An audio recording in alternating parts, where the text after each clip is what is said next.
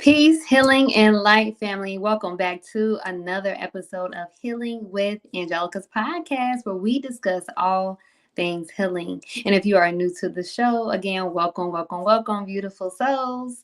On today's episode, we have a beautiful soul, beautiful, amazing, intelligent guest joining us today, Dr. Christina Parks, as we'll be discussing today's topic, healing on a cellular level. Dr. Parks, welcome and thank you so much for joining me today. It is a pleasure to have you on the show. How are you? I'm excellent, and it's an honor to be here. Peace. Yes, yes, thank you so much. And for those who don't know who Miss Parks is, I will give you guys a brief bio. Dr. Christina Parks earned her Ph.D. in cellular and molecular biology from the University of Michigan. She is a well-known national speaker on issues of medical freedom who has stood up to expose the truth regarding medical interventions that have been pushed on the Black communities in the U.S. and worldwide. Her passion is to use her deep scientific knowledge to identify the root cause that throw our bodies out of balance. And therefore lead to dysfunction and disease. She brings a wealth of knowledge, helping others to understand what factors must be addressed to protect and recover their health, with a special emphasis on issues affecting melanated people. So beautiful, so beautiful. Now let's get started on today's episode, healing on a cellular level. And please, for my audience today, my sister is very, very busy. If you guys have any question, please, please, please put it in the comment section below. So I am so excited to have Dr. Christina Parks with us today. She is a Ph.D. in cellular and molecular biology and an advocate for medical freedom. Dr. Parks will share her expertise on how we can heal at a cellular level and restore balance with a focus on issues impacting melanated communities. Let's dive in, you guys. All right. And my first question for you to bring in this whole topic, understanding cellular health, can you explain what it means to heal on a cellular level and why it's so critical for our overall health? Sure. I mean, I spent 12 years studying that, 30 really, but I'll try to encapsulate it in 30 seconds. No problem. Well, if you think about it, all of the business of living is actually done by your cells. To use an example, like we all know that if you don't breathe anymore, you die, right? And so we think of breathing or our lungs as being really critical. But like, why? Why is breathing important? Like most of us don't even get past that. We know that like if we don't breathe, we die, but like, why is it even important? And the reason it's important is because your cells need oxygen to make energy. They actually take sugar, glucose, or fats, and they actually use oxygen to make cellular energy, which is ATP. Now, to take that one step further, there's a particular part of the cell called the mitochondria that does that. It's called oxidative respiration, using oxygen. You think of respire, breathe, right, to make energy. So if that part of the cell, the mitochondria, is not working properly, your cells can't make energy. Now, if you think of the cells that are really important in the body, like your heart cells or your brain cells, they have a ton of mitochondria to make energy, and they need that oxygen. So, but even if you're getting enough oxygen, what if that mitochondria, that part of the cell, were damaged? And we know now that mitochondrial dysfunction or damage, which actually occurs as you age as well, right? But is actually predisposing factors for almost all chronic illness, because your body can't function well if it's not making enough energy. And in this case, it's not necessarily not getting enough oxygen. It's a dysfunction of the organelle altogether. And there's many things that can cause that. And so in studying the root cause of disease, like things like autism, things like autoimmunity, and especially cancer. So I was just listening to a podcast that was talking about how what all cancer cells have in common is their inability to use their mitochondria to take in oxygen and make energy. And so they go to another dysfunctional pathway that requires sugar. So all cancer requires sugar, whereas your mitochondria can burn fat, right? When you're not eating, like say when you're eating one meal a day or you're doing a 3-day fast, your cancer cells are obligatory on sugar because their mitochondria aren't working properly, which shows that actually cancer may be a disease of metabolic dysfunction, right? I know that's a lot. So people are going to have to go back and like go step by step by step by step. But the point being is all of that takes place at a cellular level. And so many other things take place at a cellular level because, and each different part of our body is different. So your pancreas makes insulin. Those cells have to be right. So let me use another example that is really, really important. One of the things that I've been studying is that beauty products, nails, eyelash glue, even our body washes, a lot of them have fragrances in them, and it's all super, super toxic. So as a chemist, I kind of knew it kind of was, but then I was like, well, let me validate it. Let me not just say something, right? And I found out there are things like phthalates and all of these chemicals that are called endocrine disruptors because they're similar to our sex hormones. Your hormones, what they do, and things like growth hormone is a hormone, vitamin D is a hormone. What they do, hormones actually bind to your DNA and turn off and on genes. So one way to think of this is estrogen binds to your DNA and turns on sex-related genes, right? Those for females. Testosterone binds to it and turns on sex-related genes that would make you a male. However, both females and males both have estrogen and testosterone, right? So what makes you a female and him a male? Like, are you going to respond to testosterone the same way a male does? No, actually not, because when you are in utero, your genes are formatted to respond to hormones in the way of a woman. Okay, these endocrine disruptors go in and bind the DNA in these random skewed fashion, and then your body cannot respond to its regular hormones in the proper fashion. So this is what this looks like. Let's say you're married, you're pregnant with a baby girl. Let's say you have a lot of these endocrine disrupting chemicals. What's going to happen is first, you're going to be more predisposed to endometriosis and fibroids, but so is the baby in your womb, because those chemicals are going to cross the placenta and bind to her DNA and reformat it in a way that she's not able to respond to her body's regular hormones properly. And you're probably not going to see this until she's a young woman. But it happened when you were gestating her in utero. Likewise, for a male, if you're gestating a boy child, these endocrine disruptors are going to go through the placenta and bind to his DNA, reformat it, so that his sexual development doesn't occur. Maybe his testicles don't drop down. Maybe parts of his anatomy don't form properly. But it also changes the way every cell in his body responds to his own hormone. And it feminizes him because most of these are more similar to estrogen than testosterone, so that he responds to male hormones more like a girl. Right? So this is the importance. And so one of the things that we have to look at is, how do we get those toxins, those endocrine disruptors off of the DNA? How do we reformat the DNA? So one of the big questions is, when we have all these chemicals binding to our DNA and dysregulating it, how can we change that? So one of the biggest ways that your body is able to reformat the DNA back to its default state. Have you ever had your computer mess up and you're just like, let me go back to default? Can we go back to the default settings? Yes. Right? So your body has that too. And it's sort of beyond our pay grade to know exactly how it does that.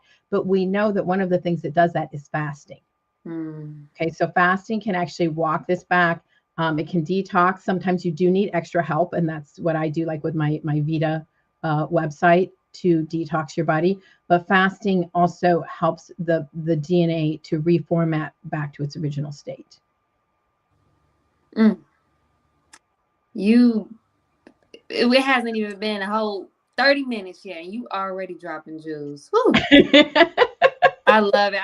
I just took so many notes in that little bit of time. I know people are going to have to go. That's why it's like, I was a teacher, and I would, every day you go back and that's the thing about like these podcasts. When you're teaching, every day you go back and review what you talked about before. And then the next day you review it a little bit more. Like there's no way to everybody be like, yeah, it was great. What was it on?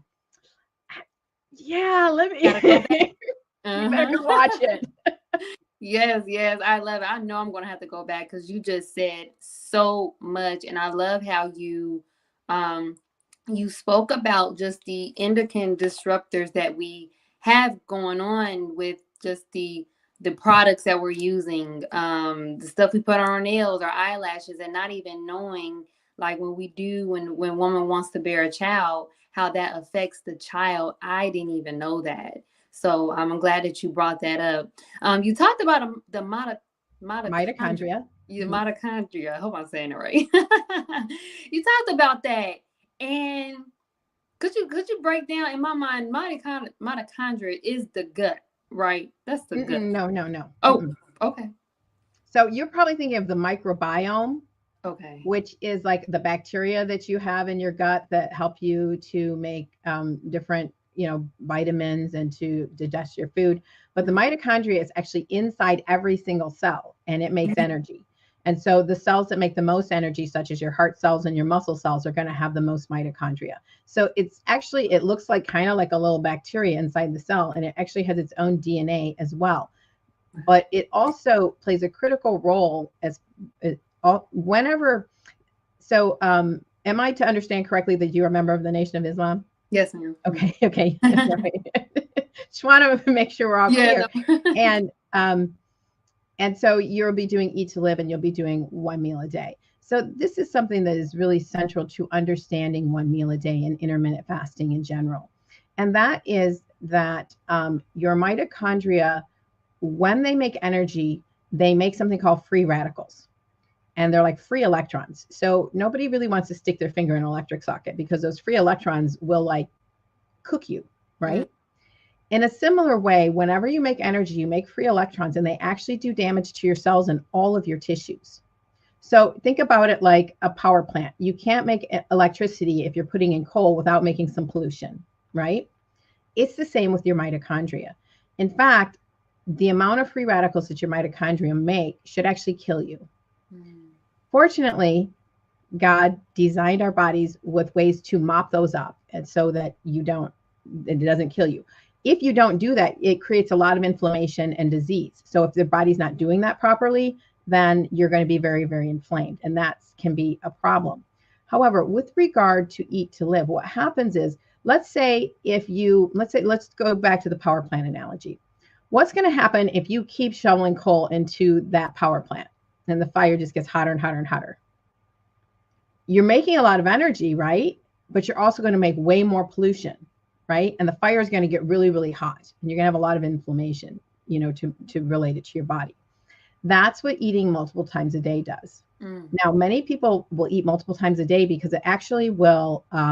I don't know why this is flashing. It's not in my. Can you see me flashing? It's not in No, my. I see it. I'm like, she's Yeah, changing I don't know. Maybe it's colors. divine, but like it's not in my house. It's on the screen, and I'm not sure why Oh it's happening. wow. Okay, okay. You're fine. I'm But I like, keep she's turning green and then back. But yeah. like it's okay. It's fine. Okay.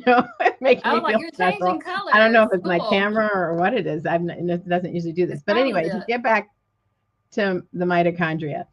So the more food you have, if you're eating multiple times a day, your fire gets really hot.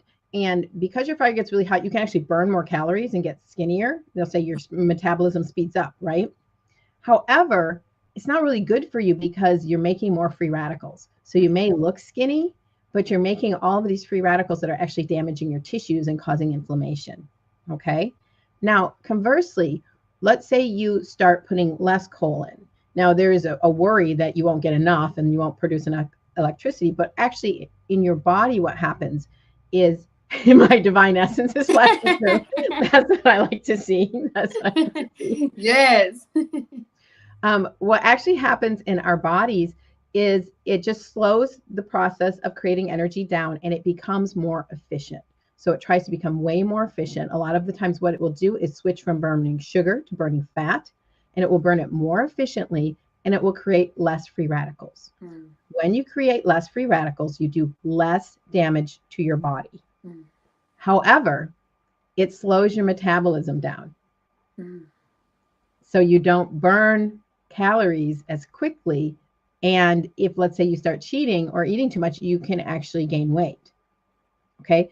Have you ever heard if you're on a diet and then you start eating again, you're going to gain back the weight because it slows down your metabolism. So, and people will be like, well, why do I want to slow metabolism? That sucks. Like if I cheat or everyone's going to know I'm going to gain weight, right? All right. However, when you are using less fuel, less food during the day, what happens is that you are not creating as many free radicals. You are not damaging your body. You are allowing your body to remain younger longer because free radical production is one of the most important causes of aging, right? So you're slowing your metabolism down. So you do have to be a little bit careful about your caloric intake and sort of find that balance where you reach a natural set point, right?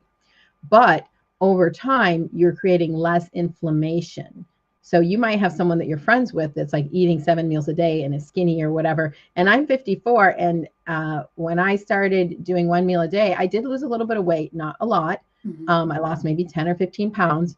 Then it plateaued, and I can fast for 3 days and lose like a pound, or like I'll lose like 5 pounds. It's probably just everything getting through my digestive system. And then as soon as I eat, I gain it right back. So I'm not losing weight eating 1 meal a day and fasting 3 days a month at all. Okay. Now, maybe someone younger might, and I do have believers that have come to me saying that, oh, I can't, I need to gain weight, and so yeah, and some of them is because when you're younger, your metabolism is faster, right? But as someone who's older, I'm like, this is not necessarily the way to lose weight. Okay. So, and for those people, like we can look at, their window of eating, how many calories, what type of calories, and there's all sorts of things like that in food and nutrition. And that's some things I hope to come alongside people and help them with, right? So I would say, first of all, make sure you incorporate lots of healthy fats, eggs, butter, milk. And I think that is something that is often overlooked.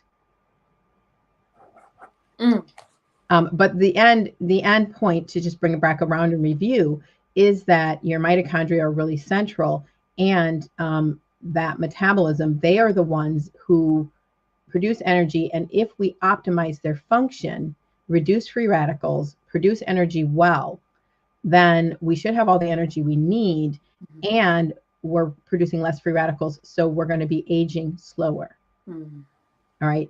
Conversely, many people have toxins that have made their mitochondria toxic. So they don't have optimal energy production. So even though they feel like they're doing everything right, they're still tired or they're still not working right. And so the reason is because we live in a fallen world with all these toxins and all these insults, and our mitochondria are not optimized. And so one of the things that I hope to do is to help people figure out how to rejuvenate their mitochondria, make sure they're burning fat, and have them function properly so that the system can work as it's supposed to. I love that. I love that you broke it down. So many things, and I'm glad you touched on that, because that was the thing with me. I just started my journey of doing 1 meal a day. It's going on a year now. And I was so concerned about losing weight because I've already lost a tremendous amount of weight anyway, due to a health issue that I had. However, it was that thing to where like I felt myself wanting to do 1 meal. Like I wasn't even eating as much anyway. So I formulated and put that in. And honestly, I think because I eat the same way, I've been stayed the same weight for over a year now. But it's that as you brought up, I didn't know that eating too much, if that's what you said, eating too much actually caused more free radicals, right? Right. And especially eating too many times during the day. Okay. Whew. Yeah, that was good. I want to get into the how cancer requires sugar, but I see we have a question here. Before I lose this question, I'm going to go ahead and put it on the screen. My brother Tony Muhammad. Assalamu alaikum. It has been noted that testosterone levels have been decreasing significantly over the past 50 years. Some sources say by 50%. Some researchers attribute it to the use of pesticides in foods. Can you expound further on what has been causing this? and how we can begin to reverse the process. Okay, so I want to start with something really basic. And I'm not sure if Tony is a member of my website or not, because I did cover this in the past. And then I will get to the more chemical reasons. One of the things that we can do that is kind of a no-brainer is eat more cholesterol. Mm. So we have been brainwashed to believe that cholesterol is bad. Cholesterol is necessary for your sex hormones development. Cholesterol is necessary, very necessary for vitamin D, very, very, very necessary for testosterone, and also necessary for your other steroids, like your corticosteroids that help with energy metabolism.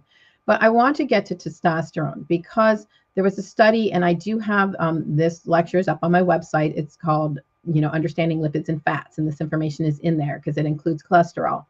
And I show the graph where they have like all-cause mortality and cholesterol. So we're told if our cholesterol is high, then our chance of having a heart attack or dying is high, right? And if you look at the chart, there's a small increase in the likelihood of death if you have high cholesterol. But that's actually because when you have high cholesterol, it signals that things have gone awry. So it's kind of like saying the fire department was at your house, so it must have caused the fire. No, cholesterol was there to try to fix things because stuff is spiraled out of control. So it's just a sign that things are dysregulated. However, what they don't tell you is if you look at the other side of the graph, low cholesterol, most especially in men between the ages of about 35 and 55, is highly correlated with higher all-cause mortality. Very strongly correlated. So at the end where it shows at the end of where it shows high cholesterol, it goes up like this. The low cholesterol goes like this. Your mortality goes way up immediately if you have low cholesterol. So we have all of these cholesterol lowering drugs, and we're told to eat low cholesterol. Now your body makes about 2/3 of your cholesterol, and we're dysregulated. So I think that this big push against cholesterol has been really damaging because it's needed to make testosterone. Duh. Like, but people don't know this, right? And they trust their doctor, right? So I would say that's the first thing. But secondarily, yes, there's these endocrine disruptors, because one of the main things that they're doing is they're actually changing the sexual development of the testicles and making it so that they're not able to produce healthy sperm because the testicles themselves are not optimally formed for their optimal function. And so that happens in utero because mom has all of these endocrine disrupting things. And so it's already happened to the child by the time they reach puberty that they're not optimally, performing. Now, even if it's suboptimal, the more healthier you are. So let's say your testicular function is 70%. Well, if you eat all kinds of garbage and you're inflamed and whatever, maybe it goes down to 30% and you're maybe infertile. But if you got all 70% of that by being super healthy, at least you would, be able, more likely to bear a child, more likely to have healthy sperm, right? So the other thing is that, like these things like endocrine disruptors, and I would say glyphosate, I guess, is a huge one. It's an herbicide, not a pesticide, that is sprayed on crops prior to harvest. So one of the things I've said over and over again, one, hummus, chickpeas, which are in hummus, have astronomical levels of glyphosate, and it's a known endocrine disruptor and has been clinically shown to reduce levels of testosterone.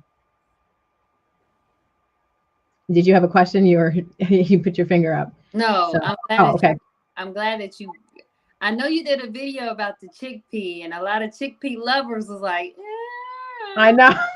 but because I knew it was something in chickpea, but I knew it was something that was going on. But you just said it's an endocrine disruptor. Right. Glyphosate is also apparently an endocrine disruptor.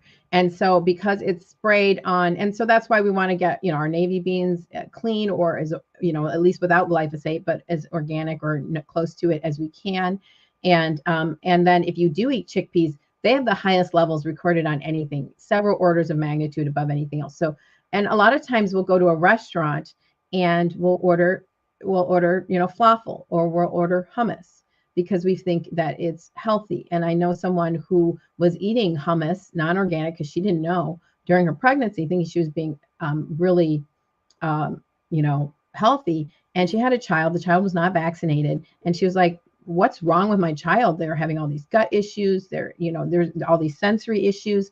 That's when I did a deep dive into glyphosate. And I said, this is the issue. And she was like, oh my gosh, I was eating hummus my entire pregnancy. Wow. And that was killing off the microbiome of her child, killing off her own microbiome, dysregulating it, causing all sorts of epigenetic changes into the formatting of the DNA. Tons. It's so, so toxic. And and we knew that, like, if you get GMO corn or GMO soybeans, it was on it, but people don't know that they spray it on oats prior to harvest. They spray it on chickpeas prior to harvest. And so, like, the other thing is, and this is like, I hate to be the bearer of bad news, but like, this is where we have to come together to organize and get our own resources so we know what we're eating.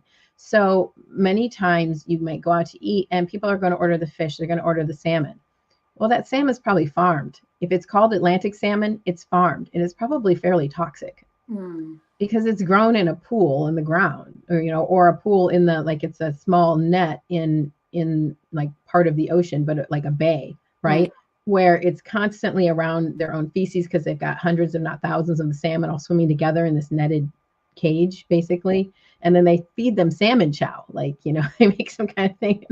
They're not eating their natural diet. They're surrounded by their own feces. And so they get, it's just, there's so many things about it that are just not optimal.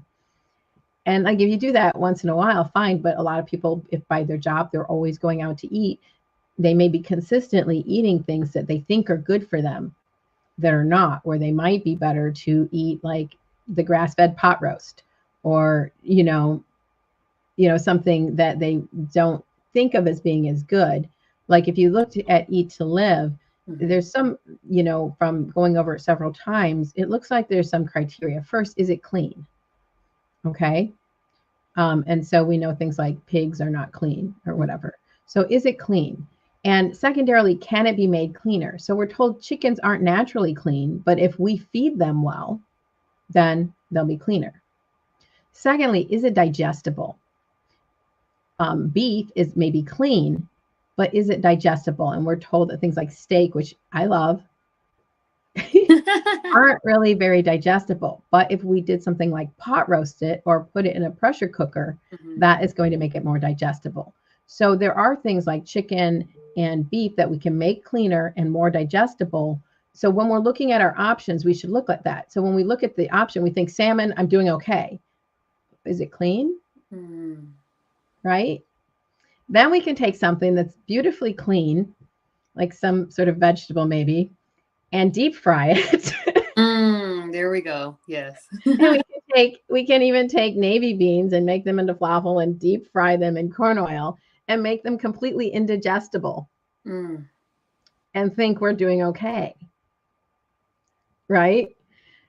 And so here I am, with some beautiful people I know, having to point out, and they've been very, very humble and receptive because I see the things that they don't. But on the good side, by making some of these corrections, people are going to see an increase in their health. And so some people might be asking, well, I think I'm really doing a pretty good job with Eat to Live. Why do I still see this problem or that problem or this problem? Like, one person said, they were having some inflammation or this or that. And I come to find out they're using a lot of corn oil. Well, using that very sparingly might be okay, but you shouldn't be frying anything in it. And if you're doing a lot of like some people will fry, like make a bean crumble instead of ground beef and fry it in corn oil. That's a ton of corn oil. It's highly, highly inflammatory. And usually it manifests as, you can see the inflammation in your skin and a little bit of acne. And a lot of people, when they take that corn oil out of their diet, they see their complexion clear up, less inflammation in their face. And so, I mean, I'm just saying these are some of the visible signs. And so sometimes I can see someone and be like, I think they're using too many seed oils. Like, I'm not always right, or whatever. So, but these are some of the minor corrections. Maybe they could use ghee instead. Now, ghee's really expensive, but like, you have to, we're told to eat beans. And so, like, well, let's take the beans and make them like, and a lot of people do this even just generally, right? People are like, I'm a vegan, so I don't eat meat, but I'm going to get a fake plant-based burger to be meat, right? Now, I am all for a really good bean burger, navy bean burger. And Yeah. I've been known to eat them even if they're fried in corn oil. So I am not above reproach. Um, However, if I could be fried in ghee, that would be better. However, you know, I'm just saying generally in society, we see things like the Impossible Burger. I don't know if you've ever seen that at like different restaurants and things. That is toxic and indigestible. Don't tell them I told you because like they'll try to take me out, but like it is toxic and indigestible, right? So when we start highly processing foods to be replacement foods, most of the time they're not good. I had to come back and tell people that their oat milk and their soy milk and their, almond milk and things like these are probably going to end up being toxic and they're probably not good for you. Now, if once a month you make a smoothie with a little almond milk, like whatever, but some people are integrating these into their daily routine, Yeah. thinking it's a healthier option. So many, many people are sensitive to milk. And so they get these other alternative milks. And I'm like, I think we're going to find that those are pretty toxic to be using long term. Some people will make their own. That's probably a better option because it doesn't have all these weird chemicals and stabilizers in it. But in general, like if you're not going to eat something, just don't eat it. So like I do keep a little bit of milk on just to maybe put, half a cup in my mashed potatoes or to, whatever, but I don't drink milk. So if I can't get like raw unpasteurized goat's milk, I just don't drink milk. Right? I drink water. Right? And probably some other things I don't, shouldn't, like Olipop, which is okay, but it's still a treat, right? Still got, so I mean, I'm not perfect, right? But the point is like we think that if we're vegetarian, if we're not eating meat and we use these weird meat replacements with lots of soy or whatever it is, that we're healthy. And of course, soy is one of the biggest endocrine disruptors, never meant for human consumption. And of course, in Eat to Live, it says we're not to eat soy or soy oil. Soy oil is highly, highly inflammatory, and it's in like every salad dressing that you find at the store and all of these other things, right? So, and what I tell people is don't like overwhelm yourself. You can't, like everyone's like, what can I eat? I'm like, ice. You can eat ice if it's from well water and you test it for lead. I mean, I don't know, right? And Eat to Live, it does say that most things are toxic. All foods have some toxicity. That's why we support our body in having time to detoxify it and clear it out. But at the same time, we just need to take one simple step. And we're told that we don't have to eat a ton of different foods. And so let's identify the ones that are good for us, try to find the cleanest and most digestible version, and just integrate those into our daily diets little by little. I was thrilled to find that my daughter absolutely loves bean soup. And her aide was like, yeah, we opened her lunch and she skipped the treat and everything. And she went right to that thermos trying to open it to get that bean soup. And I was like, I wonder if it's because I put a little berry. It was a little too spicy this time, but she's Ethiopian. I think she was born with a taste for spice. And so I'm so grateful that she loves her bean soup, Yes. Yes. Ooh, ooh, I love it. I love it. And just thinking about just how we just have to be more conscious and more aware of just the things that we are putting in our mouths. And like you stated before, yeah, we want to eat healthy or we think we eat healthy, but we also have to look into if these things are clean, if these things have, because I see a lot of us, a lot of people that are changing their diet, they want to do replacements, especially those that are on a vegan diet. As you say, they want to replace things. So kind of make it kind of like, I believe hard for people that are on that diet to get the proper nutrients in their body when they're supplementing things that they may think is better because it's probably a vegetable. And like you said, we probably dipping it in some oil, making fried yeah. I'm a fried vegan. I just eat mushrooms French fries morning, noon, and night. I'm perfectly healthy, right? Like, I mean, just think about that. It just, you can be a vegan and be completely unhealthy. And so, what vegetarianism and vegan can do if you're eating whole foods, if you're moving from processed foods to whole foods. So regardless of what you call it, once you move from processed foods to whole foods, you're going to start getting healthier. But one of the things that that people need to know, what I see is people are not getting enough healthy fats and healthy phospholipids, Mm-hmm. especially if they're a vegan, and sometimes even if they're a vegetarian. Yeah, no more Atlantic salmon. I know, and it's costly to buy the the free swimming salmon, the like that's caught up in Alaska, the wild caught. And so that's, but I don't, you don't have to eat a lot of meat, but eat really high quality meat, and then make sure it's digestible. It's okay. I would rather see someone eat grass-fed beef that is clean and cooked slow and digestible than Atlantic salmon, which they're thinking technically it's okay, but no, really it's toxic because it's grown in, Mm-hmm. because of the conditions it's grown in, right? And so I want to get back to these phospholipids, which are in like eggs and milk and things like this. And many people, when they go vegan, animal cells are more like ours than plants. Mm. So your average 5-year-old can probably figure that out, right? Banana and a dog, not the same. We're more like a dog, or like we're more like the cow, right? We're more like the cow than the banana. Okay.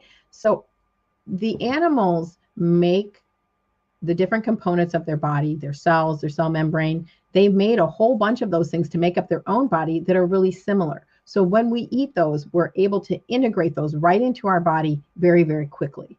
And they also make B vitamins, which is really, really critical. Our gut makes B vitamins, but our guts are really dysregulated because of all the toxins. And so, specifically cows, when they ferment, B vitamins are made from fermentation. And so when they ferment stuff in their gut, they make all these B vitamins, and it goes into their milk and it goes into their meat. And so beef and milk are a great source of B vitamins. You can't get them in the same ways from plants. The other thing is, we are told, like a lot of times we're like, this plant, like kale, has all of these different nutrients. And I think it says this in Eat to Live. Yeah, they're in there, but your body can't get them. And that's what science is finding. One, even if you've got some broccoli or something, you need to put some butter on it. And I'm like, put butter on everything. Butter is great, right? Yes. So, you can't actually absorb those nutrients without some fat, some healthy fats on there. And secondarily, some of them are, not able to be liberated in some things, such as like are harder to liberate in like kale and stuff. So just because it's in there doesn't mean it's bioavailable for your body. Mm. I love that. And actually, as I took a couple of I took a nutrition class, and they spoke on how in order for your body to absorb certain nutrients, you have to kind of pair it Mm-hmm. Yep. certain foods. Certain cofactors and things that help it absorb. And your microbiome, the bacteria in your gut actually play a huge role. And like they actually signal like this is what the body needs. And so when we don't have healthy bacteria, we aren't actually able to absorb the right vitamins and minerals. So the bacteria in your gut actually sense stuff from the body and tell, the cells of your body what to absorb. And so it's this really intricate dance that we have to, so restoring balance. And that's, everybody wants a pill. Like, I'm having these problems. Can you fix it for me before the weekend? Because I'm going away. Yes. I'm like, well, you're 50. So it probably took 30 years for this problem to develop. Okay. There you go. And you're probably super toxic, so, you can go to your doctor and they might give you a pill to mask the symptoms and like actually make everything worse. Or you can start doing the things you need to bring your body into balance, which gives me to my website, which is not going to say the first word because it starts with a V, but it's the Injury Teaching Alliance. But it really has to do with chronic illness. What causes the body to spiral into chronic illness? So it could be a trigger, like that V word, but it could be an infection. It could be a car crash, because a lot of times our bodies are really toxic. It could be EMF radiation, right? Mm-hmm. So there are many things and it could be our genetic predispositions. That when we combine that perfect storm of toxicity and predispositions, and then you have a trigger, which could be many different things, and the body spirals. Some people have mold in their house, and that causes them to spiral. Mm-hmm. So there are many different triggers that cause the body to spiral. because I wanted people to know where to go. That's why I labeled it like I did. But really, it's for all of us. And behind a very, very small paywall is a lot of information on these, and it's cut into small chunks. So you don't have to be like, I know it's like an hour and a half. I don't have an hour and a half to watch anything. You know, I can try to break it down to 5-10 minute clips of how to detox the body, how to set up your home, downloadable PDFs. I have a section on, susceptibilities in people of African descent. And so you can start to take charge of your health, to understand these issues and how you can optimize your life. I love it. I love it. And if you all are enjoying this episode just as well as I have, my sister been bringing some great gems, things that we need to know. I've learned so much on this show already. Please, please, please support by texting the word donate to 937-313-2466. And if you are enjoying all of the broadcasts here on CTGB Network, please show your support as well. Information to donate will be shown on the screen below. I love you all. Now let's get back to today's episode, Healing on a Cellular Level with Dr. Christina Parks. Yes, yes. So I wanted to go into real quick. I want to talk about sugar. Yeah, sugar. It's my nemesis. I'm just as guilty as the rest of you. I'll do it right for a while and Sugar. chocolate. Oh, It's my nemesis. And jelly bellies, which I'm sure have like food coloring in them. See, but that and it's that balance though. Like you said, just like not overdoing the right. And I try to eat mine after the meal. So here's what I will say about sugar. And this is something that is really a concern, and I'm looking into it. The thing is, a lot of people will have a cup of tea or a cup of coffee in the morning. And one of the things you can do, if anytime you have sugar, it's going to spike your insulin. Mm-hmm. So what insulin does is it takes sugars out of the blood and puts it into the cells. So let's say you're the average American and every 2 hours you have a donut and a soda. You keep spiking your insulin all day long. It takes that blood sugar and puts it into your cells, and you get really fat really quickly because your cells then turn that extra sugar that they don't need into fat. Mm-hmm. The more that you spike your insulin, the more you're going to get towards diabetes. You're going to wear out your pancreas, and you're going to cause your cells. So let's go back to the person who's eating a donut and a soda or coffee, multiple times a day. And every time they spike their insulin, they put sugar goes into the cells and starts making fat. So you can imagine, just think of the fat cell as like a little house where it keeps getting sugar and it turns it into fat and then it stuffs it away in a corner. Mm-hmm. Well, pretty soon the whole house is filled with these little bags of fat, right? Mm-hmm. And then somebody's knocking at the door to deliver more sugar. And they're like, no, turn out the light, like we might do on Halloween. Turn out the light. We're not home, right? We don't need any more sugar. We can't even get to the bathroom through all this fat or whatever. So that's how the body responds. And it actually takes the insulin receptors, which would tell the sugar to come in. It takes them down. They're like, turn out the light. Nobody's home. We're not taking any more sugar. And so that's called insulin resistance. And when that happens, the sugar continues to circulate in your blood. And high blood sugar is, by definition, diabetes. It's extremely inflammatory. It leads to cardiovascular disease and all sorts of cardiovascular inflammation, which causes, you hear about people going blind or having to amputate something. It's also really hard on like your kidneys and your organs, all that sugar. So then we go on top of someone who's fat, insulin resistant, and then we're going to give them insulin injections to try to get some of that blood sugar out of their blood. So one of the warnings I would give us and myself daily is don't do things that are going to spike your insulin all day long. So if you're going to have your cup of tea or coffee, go ahead and have that. If you add a little fat, it's going to minimize your insulin response. So maybe a pat of unsalted butter or a little bit of cream, into that. And I know there's a recipe to make coffee with an egg, great source of phospholipids that are going to help you absorb those actually key polyphenols in your coffee. So that's good too. But don't be someone be like, well, I can't eat, but I can still drink. And you're having your little latte all day long. You're going to be spiking your insulin. Okay. You want to drink that 1 cup and that's it. And that's it. Right. You can have water. Likewise, if you are a bodybuilder or whatever, and you start having protein, you're like, wow, I need that extra protein. I'm not going to argue with you. It's your life, but that is also going to spike your insulin. And so the more times a day you spike your insulin, the more likely you are to get into a state of metabolic dysfunction. Mm. Mm. Mm. Ooh. It's the balance. It's the balance, Miss Parks. Yes, ma'am. It's the balance. I get it, and I'm so glad you kind of again talked about that. So, do you think, like, is there anything that one can do to kind of lower those sugar craving? Stop eating it. I mean, I'll do that for a while. I also find I do really well when I have like my bean soup at night, that it gives me the right kind of carbs that give me really consistent energy the next day, where sometimes I'll have other meals because you like variety or whatever. If I don't have my bean soup, a lot of times I start, I get hungrier earlier. I start craving things earlier. And I think they really have the complex carbs that our body needs. So I just experiment with myself. And I know the more, of that stuff I eat, the more I crave it, right?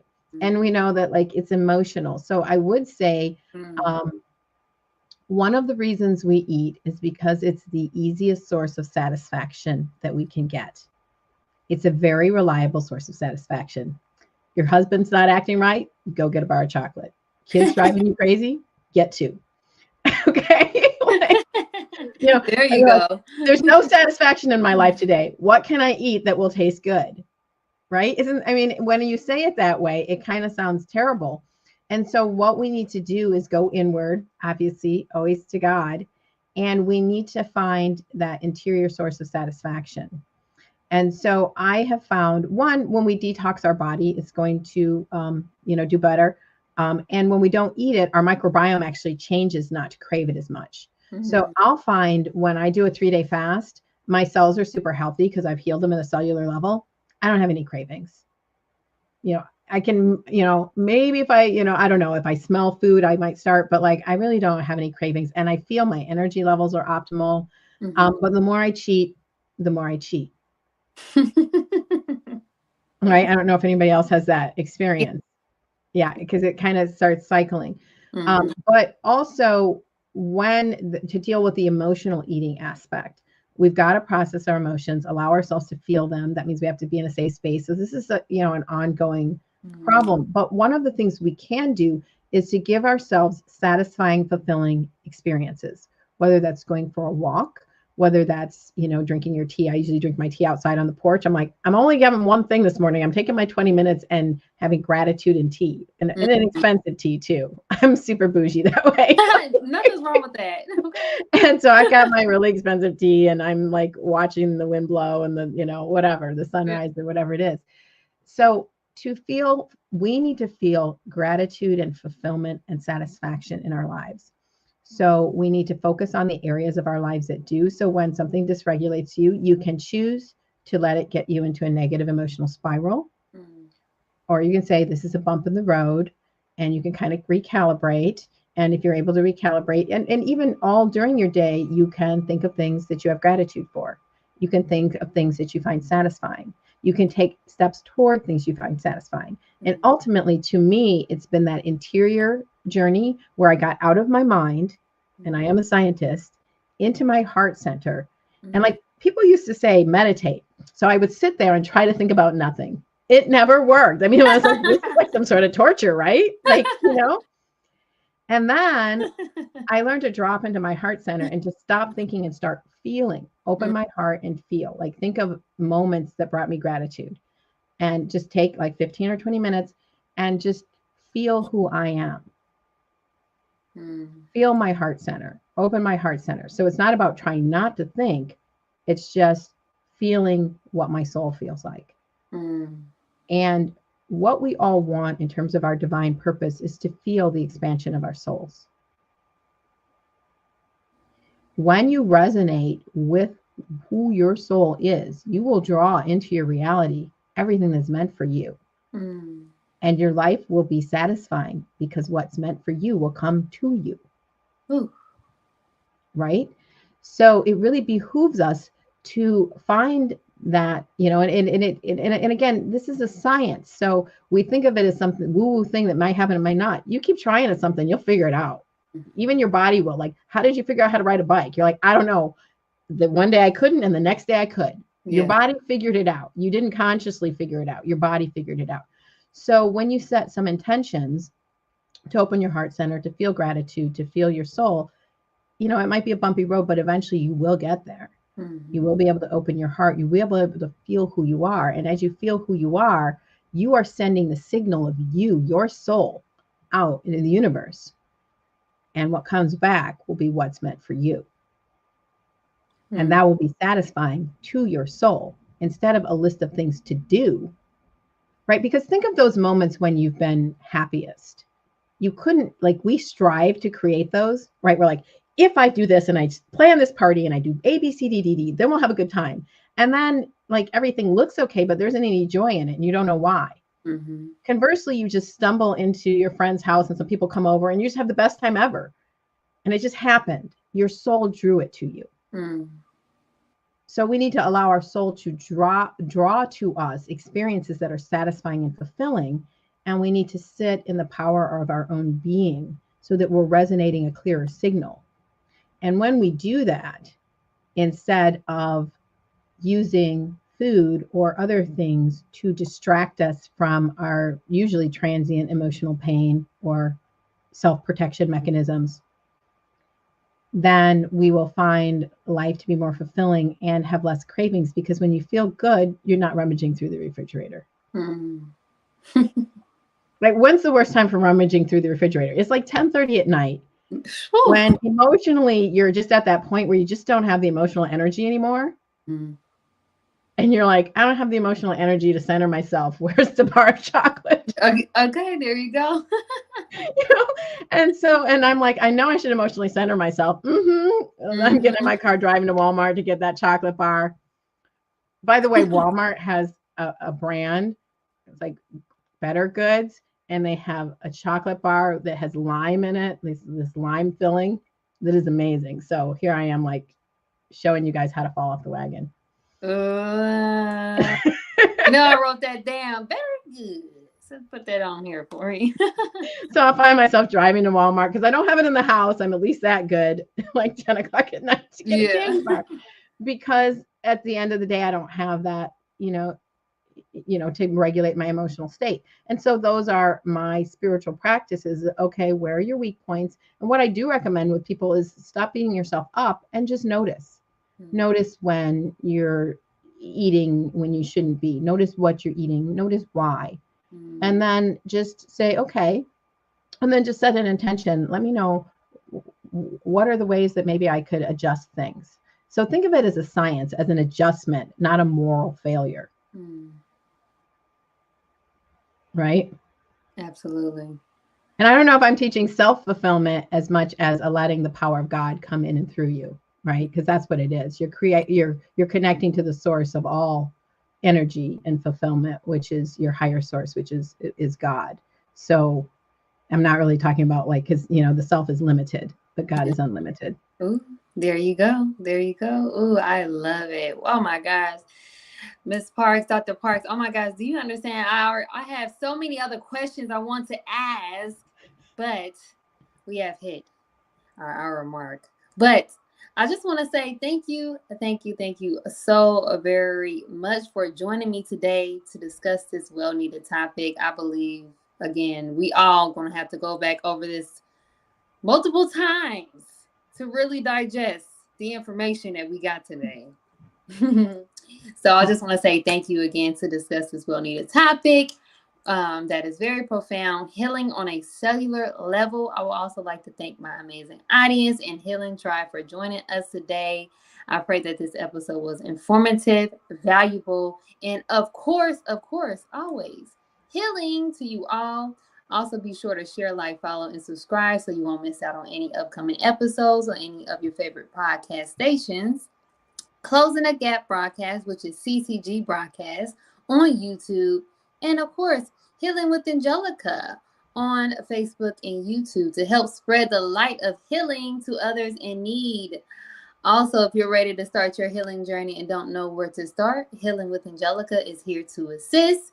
Get started on your healing journey today with my one-on-one The Healing Journey program by texting the word READY to 937-313-2466. Within that, you'll get a free 15-minute consultation call, which also includes the Healing Journey checklist. Also, be sure to join the Healing Tribe as we have the Healing Tribe merch available for purchase. Here goes some of a few of the merchandise, so be sure to check it out and also hear me repping the tribe as well. If you are interested, be sure to text tribe to 937-313-2466. And last but not least, I also have my new ebook available, Thrive. It is now available for purchase directly on Amazon or just through me. So if you are ready to learn how to reconnect with self and God, get your copy today by texting the word Thrive to 937-313-2466. Dr. Parks, before we end today's show, do you have any closing remarks for our audience today? And if you don't, please have some. Well, I would say you have said very little this whole time, ask a couple questions, but I feel like you brought out of me an amazing wealth of information. And I think it's because you just have an amazing vibe. And I just feel like, the energy just was really flowing. So I want to learn more about you and what you're doing. And because obviously, you are opening to God, providing healing for people flowing through you. And I can definitely feel that. So I just look forward to future collaborations. And I just tell everyone to, seek God. Yes, yes. And Oh first of all, healing. so much. I feel the energy. I love your energy. Um, Dr. Parks, we might have to do a part two. I don't know how soon, Absolutely. but Absolutely. This was so much fun. there's so many questions I want to ask. I So know when you rewatch this, you'll probably be writing them all down. exactly. That's why I like Yeah, it. and it makes me think of things I want to share too. So Okay. Yes, yes, yes. So you guys, you hear that? We might get a no, not might. We will get a part two soon, right? Oh, Tony Muhammad, I think she gave us the website. I did have it on the screen. Is it the VI-TA .org. dot vi-ta.org. And it's on my Insta. Yeah, there you go. And it's on my Instagram. It's in my bio link, and I link to it on my Twitter. And so you should be able to find it. Yes, I have an epigenetic healing Don't try website to right don't there. try to search for it though. It won't come up. Oh wow. Let me see. I could not have any 20 words. Okay. Yeah, my Instagram is epigenetic healing. I was trying to be stealth because I was being so censored, but I love that though. Like so cool. And we're gonna have to get into that next time too. It's so many things to talk about. But again, I just want to say thank you so much for joining me. This was so much fun. Got so many jewels, and I pray you all enjoyed this episode just as well as I have. And we leave you all as we came. Assalamu alaikum. Peace, healing, and light.